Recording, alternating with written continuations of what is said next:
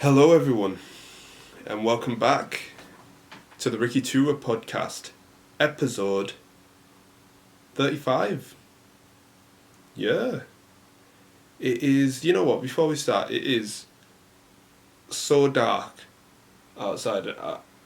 I literally, I know I've said this the past couple of episodes, but literally everyone can see me outside. Like, it's that dark. I'm the only person that's got lights on. And yeah, everyone can freaking see me, man. I'm looking out the window and I'm pretty certain, like 100% sure that somebody can see me outside. But that is not the main focus today. The main focus is what is going on in this podcast episode. But I hope you guys are all doing well and keeping safe, really. I know in the UK the lockdown ended last week. But you know, it's still out there. But this whole virus thing. But I just hope some sort of normality comes in place. I know that there was a lady, I forgot her name now, that was the first person in the world to take the vaccination. I'm not going to get too deep into stuff like that, but that is just what I saw yesterday on the front pages of the papers. But anyway, I hope you guys are okay. I hope you guys have been enjoying the podcast. I know I get a couple of listens here and there as well. So I very much appreciate it as well. And yeah, it's sorry, I'm just getting so distracted by I know there's cars outside and they're just driving, and if somehow they just turn their head, there's this brown guy with LED lights in his room. Anyway, that's me. Stop talking about that now. But anyway, yeah, let's get in. There's no Weatherman Rick because it's dark outside. Okay, so don't be worrying about Weatherman Rick. It is dark outside. There's no weather yet. But let's get into the four topics. Okay. So yeah, we're back to that format again. I know last week I freestyled it, and whatever I was talking about last week, it was way too long to put in the title of the podcast. So that's why I explained everything in the description part, and I just titled it my thoughts on everything because I was talking about multiple things. But anyway, first topic for today, Anthony Joshua versus Pulev. Yeah, I told you I'm a boxing fan in whatever other boxing topic I talked about before, so I'll be talking about that first. The second topic, now let me see because I've mixed up my numbers here. The second topic is new talent. I'll get more into that when we get into that topic. The third topic is reactions or connections. Again, I'll dive into that when we get there. And lastly, forgot to speak then. Lastly, we'll talk about 100 videos. Yeah, I'm not going to really explain it just now, but we'll get into it when we get into it. But you know what? Let's just dive straight in really to this first topic. Anthony Joshua versus, I want to get his name right because I don't want to butcher it. So let me just have a quick look at what my man's first name is. Kubrat Pulev. Sorry if I said your name wrong. So Anthony Joshua versus Pulev. Sorry. Anthony Joshua, as you may know, if you haven't heard of him, then I don't know where you've been, but yeah, is the champion basically. He's got a few belts. I'm not a massive in-depth boxing fan, but I'm just a fan of the sport and watching it, so I know that Anthony Joshua is the champion, and Pulev is the contender for one of the belts, I believe. Yeah, this fight was actually meant to happen in 2017. And I believe Carlos Takam filled in for Pulev because he got injured his foot or something like that. So this fight is taking place 3 years later in Wembley, in London, because they are in Tier 2 at the moment. For those that do not know, Tier 2 has advantages to it compared to Tier 3, meaning that there are more places open for the public to attend, such as sporting events, pubs, restaurants, etc. Whereas Tier 3, it's none of that, of what I just said.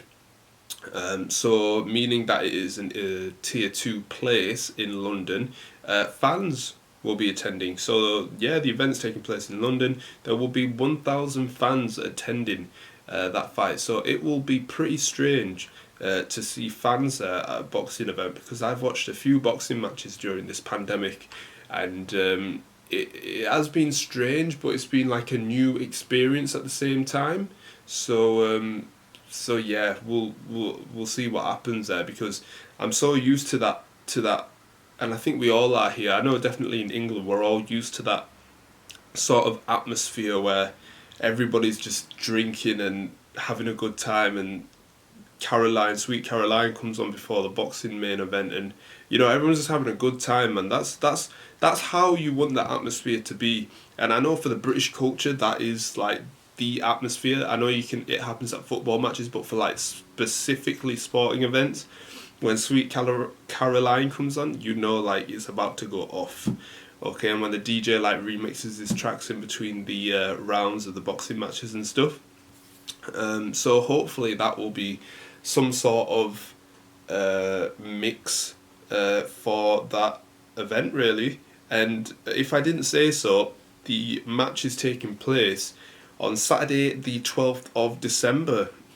So I'm currently recording this on a Wednesday, so it will be this coming Saturday, that fight. I'm a big AJ fan. I'm going to talk about these two people, but boxers, sorry, but I'm just going to tell you a little bit personally about me for AJ. I'm a big AJ fan. I've watched his fights from Dillian White, I believe. So about 5 years. 5 years. I've been watching AJ fight for 5 years. So like I said before, I'm not like a big boxing fan, like in depth. So I know like loads of people probably would have watched AJ coming up, but I've just seen him from that moment of time onwards. So yeah, I've seen him progress over the years. I know he took the L against Andy Ruiz, but he came back and he smashed it out of the park with his performance last year. Yeah, that's the only thing. These two men haven't. You know what? I haven't done my research into Pulev, but I believe he's fought recently more than AJ. I believe I will look that up. We're gonna multitask and talk here, but I know that Anthony Joshua hasn't fought since last December. So yeah, it's gonna be a tough matchup, I believe, because when you've had a year out of the ring, it's not easy to get back into rhythm, especially after a year. That's like me not being in the shop for a year, and then I suddenly going back. I'll be a bit rusty, but these boxers do tend to train consistently whilst out of the rings, just like footballers tend to train whilst not being in an actual football match.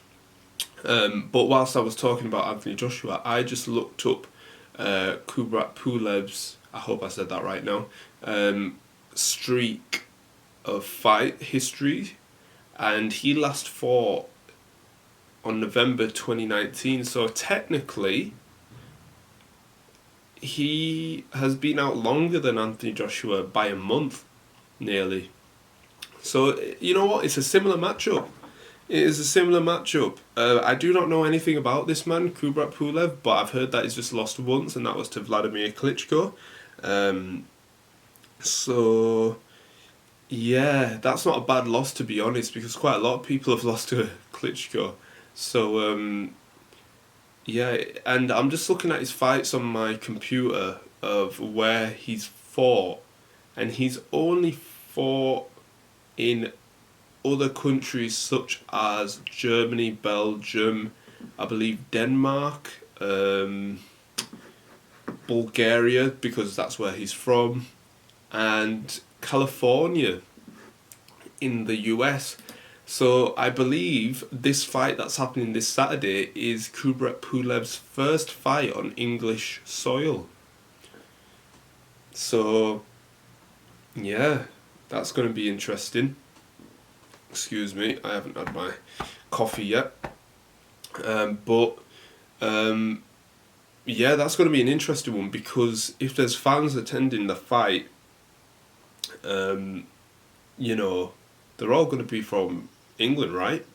so, so I'm guessing Anthony Joshua has the bigger advantage there for fans, but I'm guessing it's just whatever happens in the ring, really.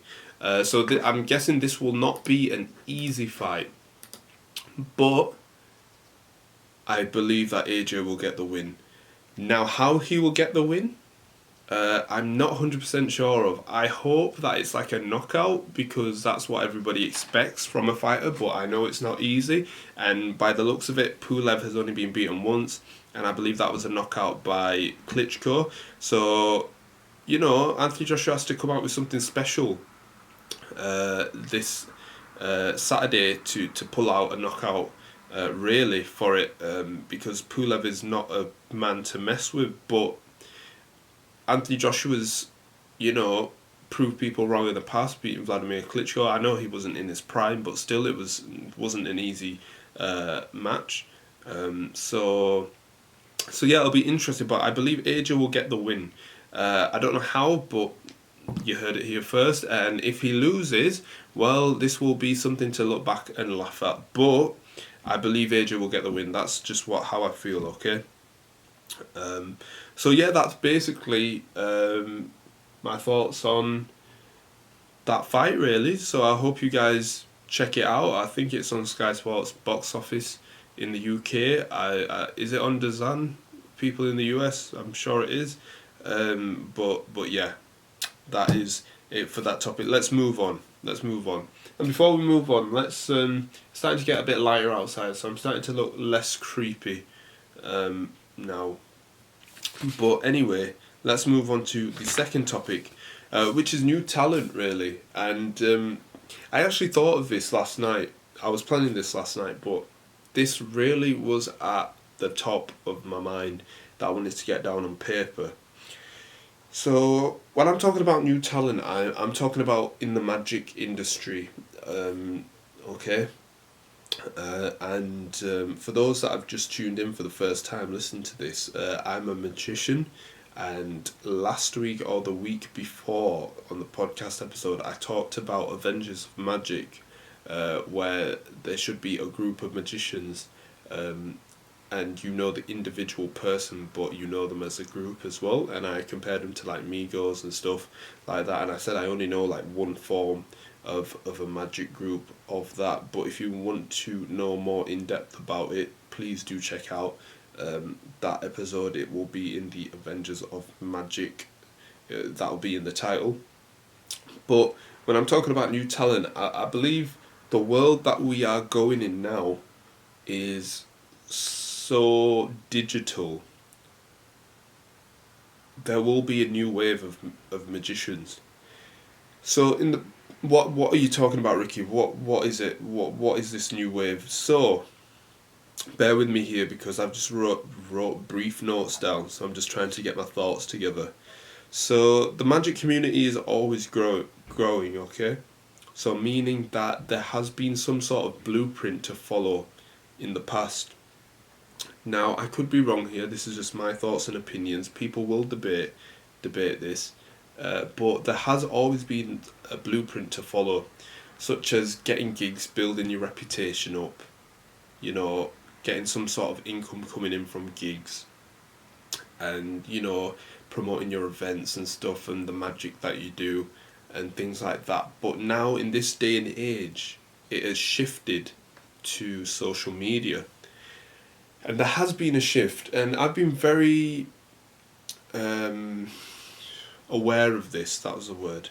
And I used to think that gigs meant everything, and don't get me wrong, they still do. But I focused so much on gigs in the past that I never really focused on the digital aspect of it, meaning social media wise. So as there have been no gigs this year, do you love the hand movements, by the way, YouTube? As there's been no gigs, I've focused mainly on the digital platform, where it was vice versa last year. And I've really been enjoying it. But what I'm saying is that it's already happened, by the way. This is no new news. There are magicians that have mainly focused on digital platforms. There are other magicians that have balanced them out, focused on gigs and doing it through social media. So what I mean by that is, yes, you're doing events, but yes, you're actually showing magic to a camera as well. So yeah, like I said, the magic community is always growing, and there will be a next wave of magicians. Now, what I mean by that is, not only will there be just a magician showing card tricks, coin tricks and stuff like that, I believe, as social media is always growing, there will be magicians that will have more than one passion. Don't get me wrong, okay? Magicians have more than one passion as well. Like, you might love other things as well. But what I mean by that is, they will combine it because there's less pressure to just be a magician, if you know what I mean. So let's say, for example, there's a magician. He or she loves magic, okay? But also he or she loves rapping. Now, you can combine the magic with the rapping. Imagine that, okay? So imagine like a magician, and let's add some cardistry in there as well. Let's do a Salt Bae thing. Let's add some cardistry onto that magician as well. So he or she also loves cardistry and magic.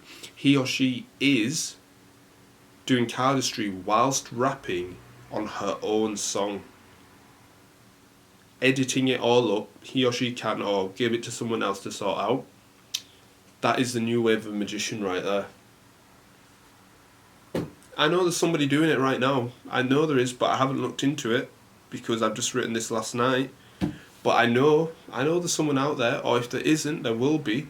And don't get me wrong, this doesn't just apply to magic and just rapping. This applies to, like, I don't know, singing, if you like, gaming as well. You can mix them both together. How? I don't know. Got to be creative. I don't know, do something with like a game DVD, make it shake and change it to another one. I don't know, but look, what I'm saying is, there will be a new wave of magicians that do magic and something else as well that they're very passionate about. Two passions combined together that will create something very, very unique. And don't get me wrong, there are magicians right now in this world that are doing that, but we don't see enough of them, okay?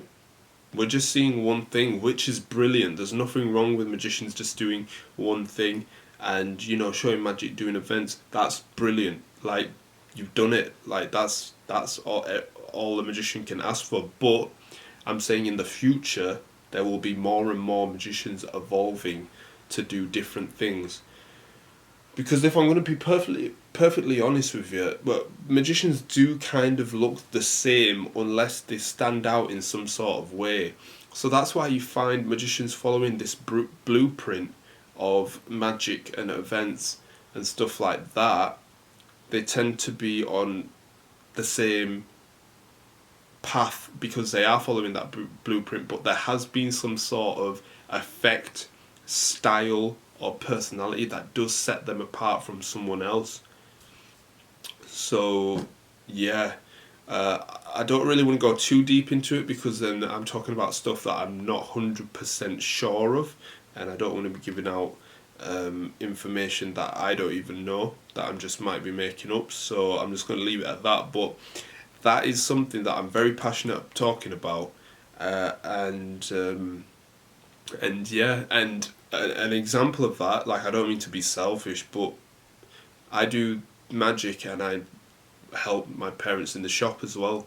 So meaning that, I've done it in the past, so I can back this up. I was thinking, have I done it? But I have. I've just stopped thinking properly. So I've done magic in the shop with sweets and stuff, and like chewing gum, polos, and stuff like that. So I have a passion for magic, and I have a passion for the shop. Yes, I've got a passion for the shop now. If you don't know anything about what I'm talking about here, check episode 2 out, Working in the Shop.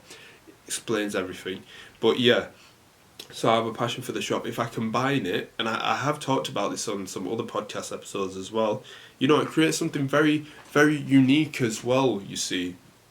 Same as cardistry music. Cardistry music is the combination that you need to have, really. Like, I'm not saying you don't need it, but I feel like having a particular song and doing a particular cardistry move can change the whole aspect of your video. And if you put a specific lyric there that means something to you or connects with your audience, it creates a whole different vibe of the video. And yeah, I love talking about stuff like that. So if I have mentioned that before, like, I'm sorry, but if this is new information, then yeah, I hope you take this in. So for all the magicians and non-magicians out there, I hope you guys, like what I just said there. I only wrote about 5 points down, but I expanded it just now, just off the cuff. But yeah, that's basically the new talent that's gonna happen. I know it's happening now, but I'm talking about future as well. And it'd be a cool pin. If I see somebody rapping and doing magic, I can clip this content right in, and I'll just put like a split screen of somebody next to me that's doing that. It'd be pretty cool, right? But yeah, if there are any magicians out there that can rap and produce their own songs and do magic, holler at me. I want to collab with you.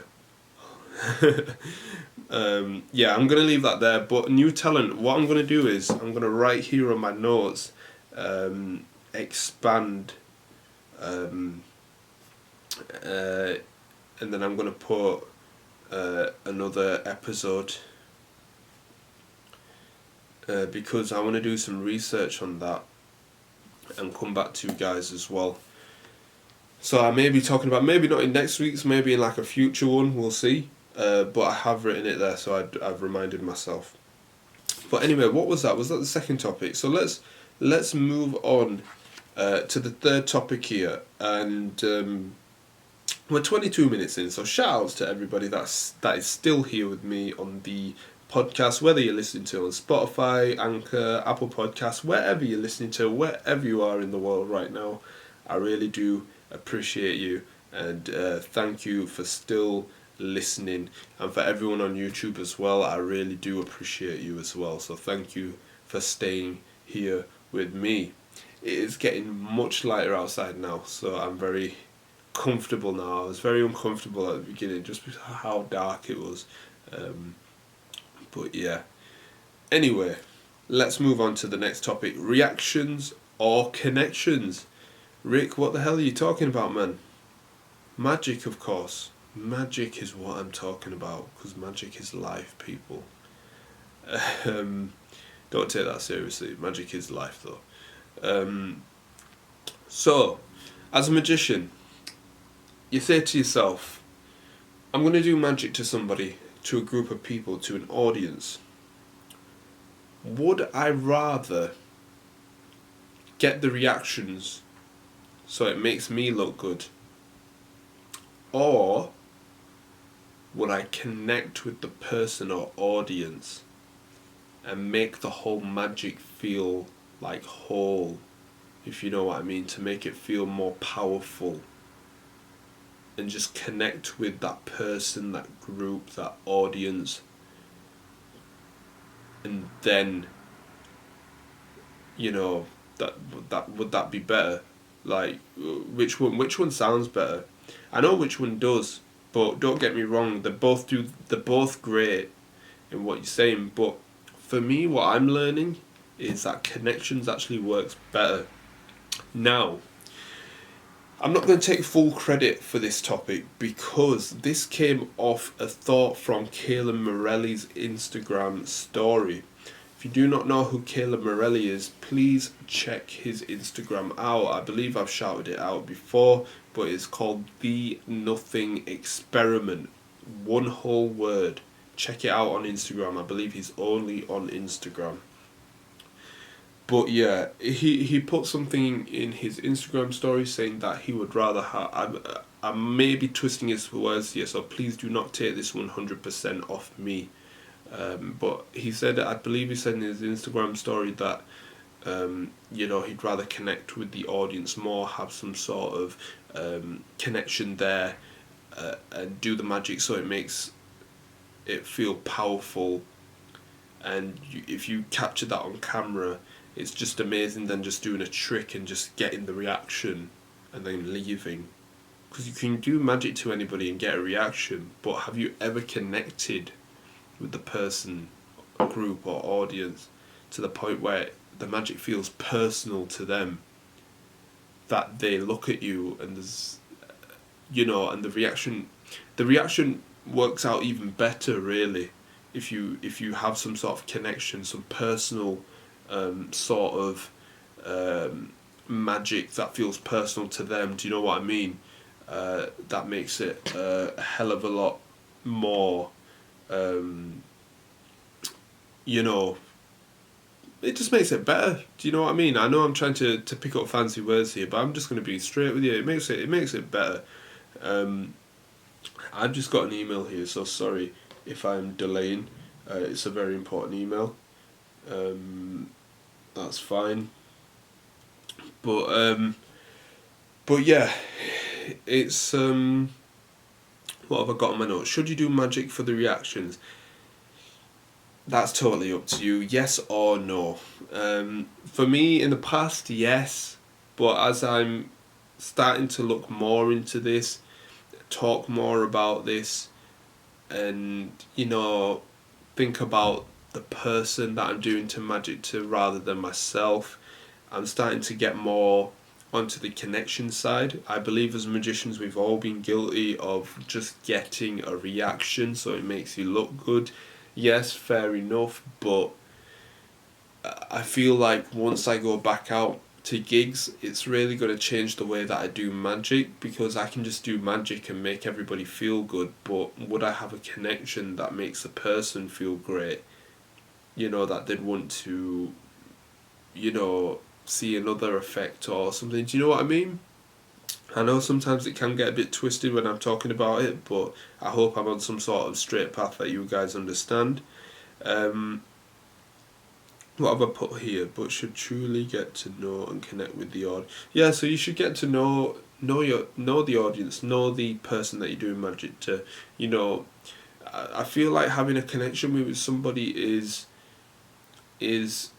it's beautiful for the setup, for the magic effect, because it just flows straight away. But it is a hard one as well, because with reactions you can already connect with the person and get a reaction, but what other way is there to put this? So I'm going to put this in retail terms.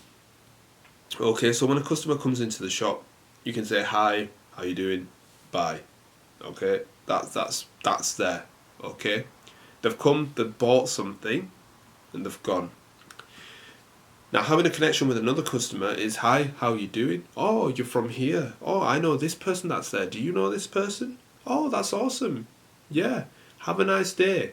Yes, you've got to know that person better. They bought something, but they feel that they've got some sort of relatable thing going on now. And yes, they will come back. It's probably, hopefully. Do you know what I mean? If that makes sense. So in magic, it's like, oh, hi, what's your name? Oh, let me show you something. Big reaction. Okay, nice to meet you. Goodbye. Whereas you're doing magic. Hi, how you doing? What's your name? Oh, that's cool. You know what? Have you ever noticed if in do you know when this happens in life, and they'll be like, oh yeah, I remember that. Here, hold your hand out. If you just look closely, and they'll be like, oh my god, that's so, and you've connected. You've related something with them. You've connected, and they've just given the reaction because it's relatable as well. If you know what I mean. Like, I know I'm not great at talking about stuff like this, but that's just how I see it at the moment. So I hope at least one person understands what the hell I've just said. Um, I'll understand if I even understand what I'm saying on the edit when I'm editing for YouTube.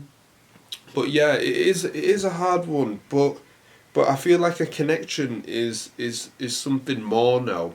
And don't get me wrong, it takes a while to get into, because I can say this now, and then once coronavirus is gone, we can do events again.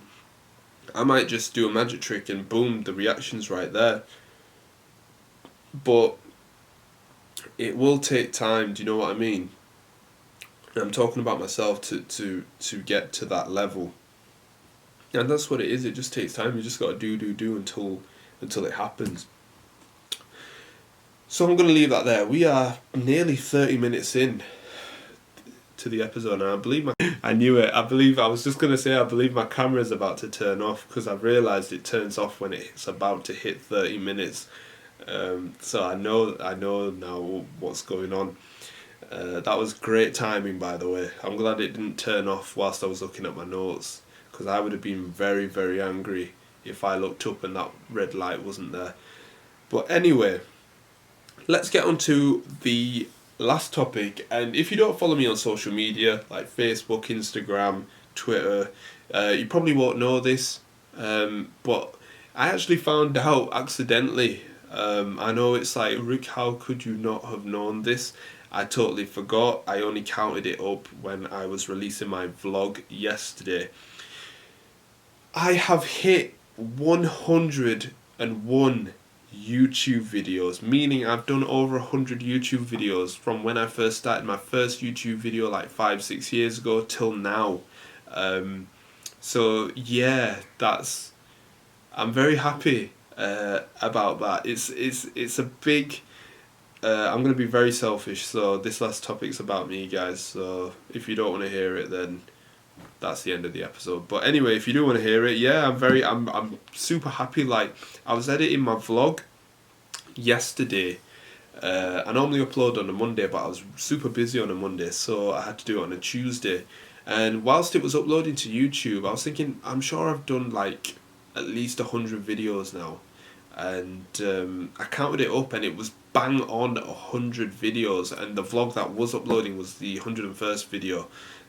So I was like, what? So I had to like just share it because I was super happy. So I put it on my Instagram story, Facebook, everywhere as well. So thank you to everybody that has said or congratulated me. Like, I very much appreciate it. I don't have many subscribers, I don't get many views, but if you look back on my content from my podcast episodes, I never said it was about anything like that. I said it was just about creating content, and I can do it. Like, I didn't realise I could do it, but I could do it. Like, imagine if I kept on a consistent run from 6 years ago. Imagine how many videos I'd be on now. But hey, that's just how life is. You somehow just get through it, and if you put your mind to it, you can do it. So here's to another 100 videos on 99, because I've already done, or 98, because I'm about to upload this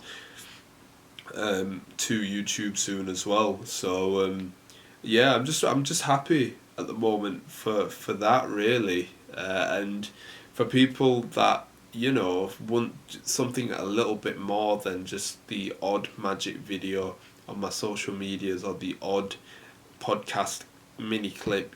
If you check out my YouTube channel, there's thousands of minutes, I hope, thousands of minutes of content there for you to watch.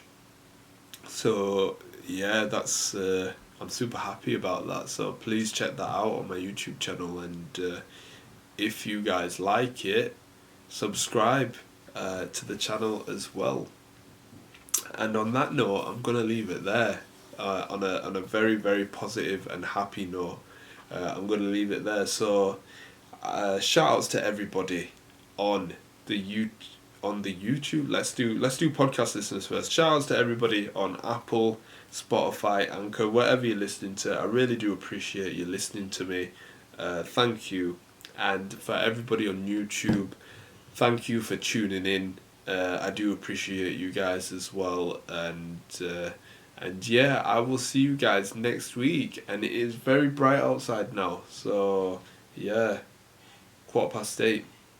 But anyway, I will see you all next week. Have a great day or night, wherever you are.